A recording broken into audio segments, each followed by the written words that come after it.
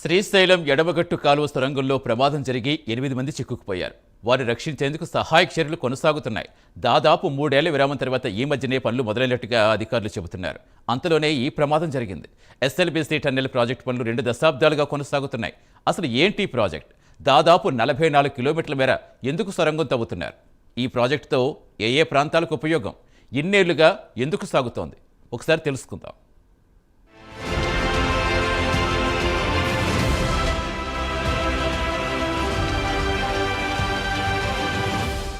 SLBC సొరంగ మార్గంలో ప్రమాదం తర్వాత టన్నెల్ బోరింగ్ మిషన్ పేరు బాగా వినిపిస్తోంది. టన్నెల్ మార్గాన్ని తవ్వేందుకు వినియోగించే ఈ యంత్రం ఎలా ఉంటుంది, ఎలా పనిచేస్తుంది, అందులో పనిచేసే ఇంజనీర్లు, ఆపరేటర్లు, రోజువారీ కూలీలు ఎలా చిక్కుకుపోయారని చర్చ నడుస్తోంది. ప్రస్తుతం సొరంగ మార్గంలో ప్రమాదం జరిగి అందులో పనిచేసే వాళ్లు చిక్కుకుని ఉంది ఈ టన్నెల్ బోరింగ్ మిషన్ లోనే. చాలా కాలంగా టన్నెల్ బోరింగ్ మిషన్ పనిచేయకుండా ఉన్నట్టు తెలుస్తోంది. అలాంటి మిషన్ కు జనవరి 31న ట్రయల్ రన్ నిర్వహించారు. ఆ తర్వాత ఫిబ్రవరి 15 నుంచి టీబీఎంను పూర్తి స్థాయిలో పని చేయించడం ప్రారంభించారు. అయితే ఫిబ్రవరి 20నే టీబీఎం సెగ్మెంట్ను అమర్చినప్పుడు సిమెంట్ లీకేజీలను కార్మికులు గుర్తించినట్లు తెలుస్తోంది.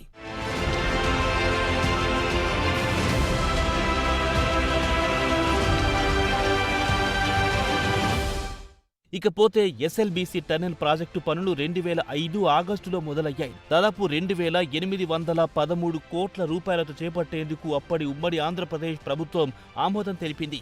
ప్రాజెక్టుకు అప్పటి సీఎం వైఎస్ రాజశేఖర రెడ్డి శంకుస్థాపన చేయగా 2007లో నిర్మాణ పనులు ప్రారంభమయ్యాయి. అందులో 43.93 కిలోమీటర్లు టన్నెల్ మార్గం నిర్మించడం కీలకమైంది. టన్నెల్ బోరింగ్ మిషన్తో నిర్మాణ సంస్థ పనులు చేపట్టింది. 2 చోట్ల సొరంగాలు, head regulator, 2 link canals, balancing రిజర్వాయర్లు సహా మరికొన్ని పనులు ప్రాజెక్టులో భాగంగా చేయాల్సి ఉంది.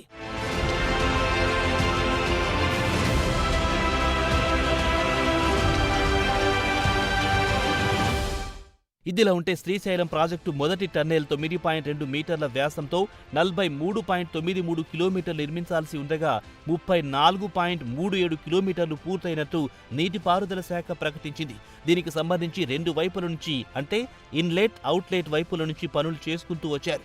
నాగర్ కర్నూలు జిల్లాలో అమరాబాద్ మండలం దోమలపేట వద్ద పనులు చేపట్టి అచ్చంపేట మండలం మన్నెవారిపల్లి వద్ద టన్నెల్ పనులు పూర్తి చేయాల్సి ఉంది. ఇంకా 9.56 కిలోమీటర్ల టన్నెల్ నిర్మించాల్సి ఉంది. మరి రెండవ టన్నెల్ 8.75 మీటర్ల వ్యాసంతో 7.13 కిలోమీటర్ల నిర్మాణం పూర్తయిందని అధికారులు పేర్కొంటున్నారు.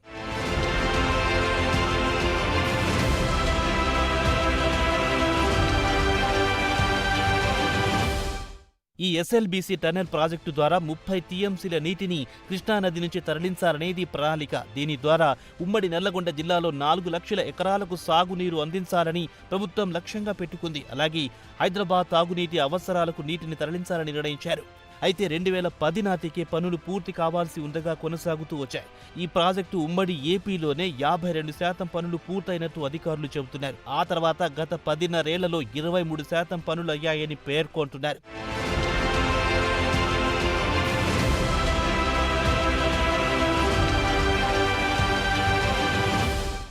ఇక ఎస్ఎల్బీసీ టన్నెల్ ప్రాజెక్టు పనులు 2 దశాబ్దాలుగా కొనసాగుతున్నాయి.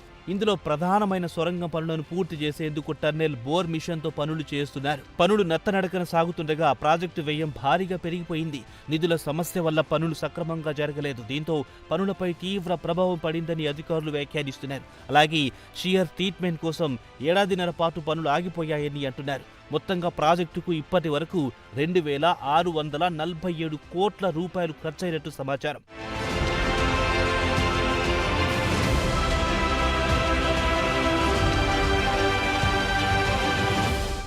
మరోవైపు ఎస్ఎల్బీసీ టన్నెల్ ప్రమాదం తెలంగాణ రాజకీయాల్లో సర్వత్రా చర్చనీయాంశంగా మారింది. నాగర్ కర్నూలు జిల్లా దోమలపెంట సమీపంలో 14 కిలోమీటర్ల లోపల పైకప్పు కూలిపోగా టన్నెల్లో 8 మంది సిబ్బంది చిక్కుకుపోవడం అందరినీ ఆందోళనకు గురి చేస్తోంది. అయితే అందులో చిక్కుకుపోయిన సిబ్బందిని రక్షించేందుకు కేంద్ర రాష్ట్ర ప్రభుత్వాలు అన్ని రకాలుగా ప్రయత్నిస్తున్నాయి.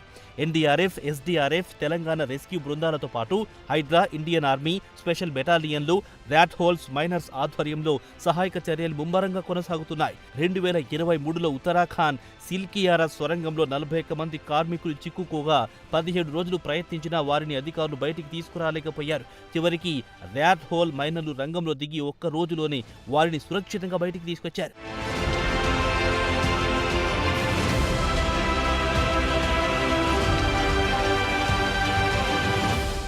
కాగా ఇంత పెద్ద ప్రమాదం జరిగితే ప్రమాద స్థలానికెళ్లి సహాయక చర్యలు పర్యవేక్షించే సమయం సీఎం రేవంత్ రెడ్డికి దొరకట్లేదా అంటూ ప్రతిపక్ష నేతలు విమర్శిస్తున్నారు. దీనికి అధికార పార్టీ గట్టిగానే కౌంటర్ ఇస్తోంది. 3 మంత్రులు, స్థానిక ఎమ్మెల్యేలు, ఇతర అధికారులంతా అక్కడే ఉన్నారని చెబుతున్నారు. ఇక సీఎం రేవంత్ రెడ్డి ప్రమాద స్థలానికి వస్తే సెక్యూరిటీ సమస్య వస్తుందని, ఫలితంగా రెస్క్యూ ఆపరేషన్ పనులకు ఆటంకం కలిగే అవకాశం కూడా ఉందని పేర్కొంటున్నారు. దీన్ని అలుసుగా తీసుకుని రాజకీయం చేయడం మంచి పద్ధతి కాదని అధికార కాంగ్రెస్ నేతలు మండిపడుతున్నారు.